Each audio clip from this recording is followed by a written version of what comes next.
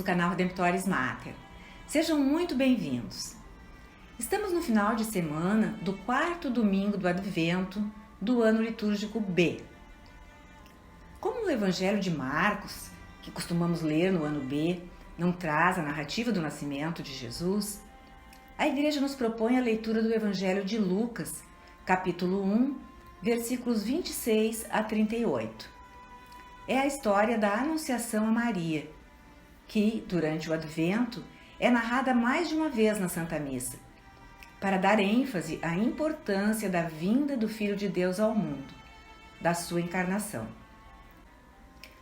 A passagem de Lucas descreve como o anjo Gabriel veio a Nazaré, saudou Maria e, lá pelas tantas, lhe disse: "Não temas, Maria, pois encontraste graça diante de Deus.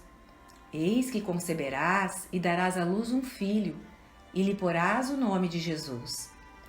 Ele será grande e será chamado Filho do Altíssimo. E o Senhor Deus lhe dará o trono de seu pai Davi, e reinará eternamente na casa de Jacó, e o seu reino não terá fim." Maria perguntou ao anjo: "Como se fará isso, pois não conheço o homem?" Respondeu-lhe o anjo: "O Espírito Santo descerá sobre ti, e a força do Altíssimo te envolverá com a sua sombra. Por isso, o ente santo que nascer de ti será chamado Filho de Deus." E Gabriel ainda lembra: "Porque a Deus nenhuma coisa é impossível." Então Maria se põe à disposição da vontade do Senhor, proclamando: "Faça-se em mim segundo a tua palavra." E o anjo se afastou. A Anunciação a Maria é a festa da concepção de Jesus. O sim de Maria é condição necessária para o nascimento do Salvador. O enfoque da nossa reflexão de hoje é o da relação entre o Antigo e o Novo Testamento no que diz com a expectativa da vinda do Salvador, que é aquilo que vivemos a cada Advento, a expectativa do Natal. José e Maria estão vivendo e cumprindo as promessas feitas ao rei Davi, tanto que Lucas relata que a Virgem era prometida a um homem chamado José, da casa de Davi. Portanto, José era um membro da família de Davi, família real, apesar de pobre e artesão, pois era carpinteiro. Em Israel, a monarquia fora estabelecida por Deus. Ele mesmo escolhera Davi entre os filhos de Jessé, apesar de ser o mais moço. A família de Davi era muito importante entre os israelitas. Contudo, depois da conquista de Judá pelos babilônios, o rei de então viu seus filhos, que seriam os possíveis futuros reis, serem mortos em sua frente. Então cegaram o rei e ele foi levado para o exílio. A família real foi dizimada e ficou sem poder, e isso durou séculos. Mesmo assim, a genealogia de Davi era muito importante para os judeus, e especialmente era importante ser membro da família de Davi. Tanto que o segundo livro de Samuel, embora estivesse narrando fatos acontecidos entre o ano de 2000 e arredores, e que vinha sendo transmitido oralmente, só foi posto por escrito depois do retorno do exílio da Babilônia. E ainda assim, o autor sagrado consignou expressamente a profecia de Natã e as promessas de Deus a Davi e a sua casa, porque Israel acreditava na fidelidade de Deus, ainda que parecesse que a dinastia estava destruída. Por isso, Lucas quis acentuar o fato de José, comprometido com Maria, ser da casa de Davi, já que a criança dela gerada seria então da descendência de Davi e, portanto, herdeira do trono de Davi.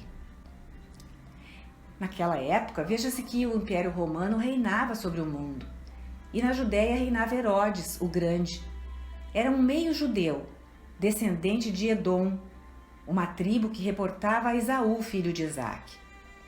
Ele não era um membro da casa de Davi, não era um membro da família real de Davi, não tinha nenhum direito ao trono, e mesmo assim estava no poder, porque era rico e influente, Ironicamente, porém, é através do pobre carpinteiro que a Bíblia depois conta que não tem meios para comprar um cordeiro e oferecer no templo, quando vai apresentar Jesus, tendo de se contentar com um par de rolinhas, que Deus vai cumprir sua promessa à casa de Davi.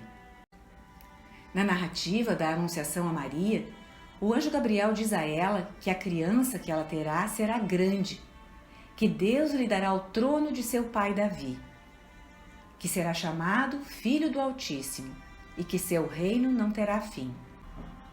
Essas afirmações do anjo são citações da profecia feita a Davi no segundo livro de Samuel, no capítulo 7, que é justamente a primeira leitura da liturgia deste final de semana, o quarto do Advento. Davi trouxera para Jerusalém, capital do reino, a Arca da Aliança, que ele recuperara, porque ele queria a centralidade do seu reino na adoração a Deus. Por isso a Escritura diz que Davi era um homem segundo o coração de Deus. O segundo livro de Samuel, capítulo 7, descreve como Davi considera o seu grande palácio e decide construir algo muito maior do que uma simples tenda, um simples tabernáculo para a Arca da Aliança. Quer construir um templo, uma casa para Deus habitar e para que assim pudesse ser dada a glória por ele merecida justamente. Mas o profeta Natã lhe revela palavras de Deus. Deus disse a Natã que reportasse a Davi: de pastor que eras, Davi, te fiz príncipe sobre Israel. Estive sempre contigo e derrotei os inimigos para ti. E te farei um grande nome, como os dos maiores da terra. E Natã continua dizendo que Deus separará um lugar onde plantará o povo de Israel, que não mais será perturbado nem afligido por homens violentos. Não é Davi quem fará a casa para Deus. É Deus que fará uma casa para Davi, quando Davi tiver morrido, e estabelecerá o reino sobre um dos descendentes de Davi. Deus será para este um pai, e ele será seu filho. E a casa e o reino de Davi ficarão para sempre diante de Deus. O trono de Davi será estabelecido para sempre. Aqui estão aquelas características que o anjo Gabriel menciona a Maria sobre a criança que ela vai conceber se der o seu sim. Descendente de Davi, da casa de Davi, será grande, possuirá autoridade real sobre o povo. É em Jesus que Deus está construindo a casa para Davi. Não uma casa de cedro ou de tijolos, mas uma casa de carne humana. A carne de Jesus, Deus encarnado. É nele que Deus habita. E essa casa perdurará para sempre. Lembremos que quando Jesus funda a igreja sobre Pedro, diz que a está instituindo sobre a rocha e que as portas do inferno jamais prevalecerão sobre ela. A casa de Davi, então, é também a igreja, porque a igreja é o corpo místico de Jesus. Também é muito impactante que Deus descreva o descendente de Davi como seu próprio filho. É a primeira vez no Antigo Testamento que um indivíduo, uma pessoa, é designado como filho de Deus. Antes disso, Israel, como povo, fora chamado filho primogênito de Deus no livro do Êxodo, capítulo 4, versículo 22. Ou seja, a expressão tinha o sentido de coletividade. Aqui o sentido é individual. Esse descendente de Davi, da profecia de Natã, é chamado filho de Deus. E todos os reis da dinastia, a partir de Davi, seriam chamados filhos de Deus ao receber a coroa. Finalmente, Deus promete a Davi, mediante juramento, que esse reino de seu descendente não irá durar por um tempo de X ou Y anos ou séculos, mas para sempre, eternamente.